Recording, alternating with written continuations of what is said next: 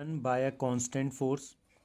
How is work define in science? Work जो होता है उसको कैसे हम डिफाइन करते हैं साइंस में, इसको समझने के लिए वी शैल फर्स्ट कंसीडर, हमें मानना होगा एक केस को when the force is acting in the direction of displacement, कि हम एक फोर्स जो है एक ऑब्जेक्ट के ऊपर लगा रहे हैं और उस फोर्स की जो डायरेक्शन है वो उस ऑब्जेक्ट के डिस्प्लेसमेंट, ऑब्जेक्ट की जो डिस्प्लेसमेंट जिस डायरेक्शन में है उसी डायरेक्शन में फोर्स लग रहा है। तो लेट मान हमने कि यह कांस्टेंट फोर्स, एक कांस्टेंट फोर्स एफ है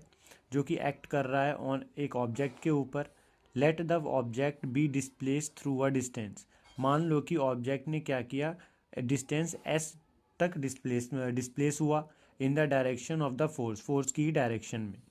जैसे यहाँ पे दे रखा है, ये एक ब्लॉक है टेबल पे रखा हुआ है, ब्लॉक पे कांस्टेंट फोर्स एफ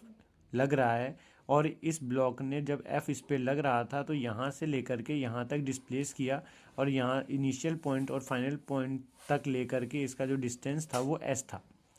या आप ये ऐसे कह सकते हो डिस्प्लेसमेंट जो रहा वो एस रहा। सो इस केस में वर्क डन क्या हो जाएगा आपका,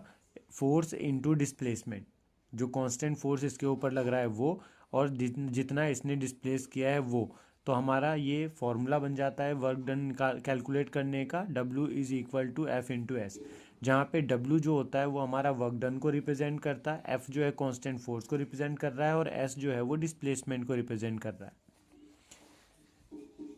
Thus, work done by a force acting on an object is equal to the magnitude of the force multiplied by the distance moved in the direction of the force. इसलिए कहते हैं कि work done जो है किसी भी force के द्वारा, work done bye a force जो एक्ट हो रहा है किसी ऑब्जेक्ट पे वो इक्वल होता है magnitude of the force multiplied by the distance moved in the direction of the force, कि जितना फोर्स लग रहा है ऑब्जेक्ट पे वो साथ ही साथ में जितना डिस्प्लेसमेंट हुआ है उनके प्रोडक्ट के बराबर होता है। Work has only magnitude and no direction, इसीलिए कहते हैं वर्क जो होता है उसका सिर्फ मैग्नीट्यूड होता है, उसका कोई डायरेक्शन नहीं होता। अब यहाँ पे आप देख सकते हैं, मान लीजिए कि इक्वेशन जो हमने यहाँ पे निकाली वर्क डन बराबर एफ इंटू एस, यहाँ पे हम अगर मान ले कि जो हमारा फोर्स है कांस्टेंट फोर्स वो 1 न्यूटन है और डिस्प्लेसमेंट जो है वो 1 मीटर का हुआ है, देन उसके बाद जो वर्क डन हमारा आएगा वो आएगा work done by the force will be 1 newton metre, क्योंकि हम फोर्स को और डिस्प्लेसमेंट को मल्टीप्लाई कर देंगे तो 1 × 1 इज इक्वल टू 1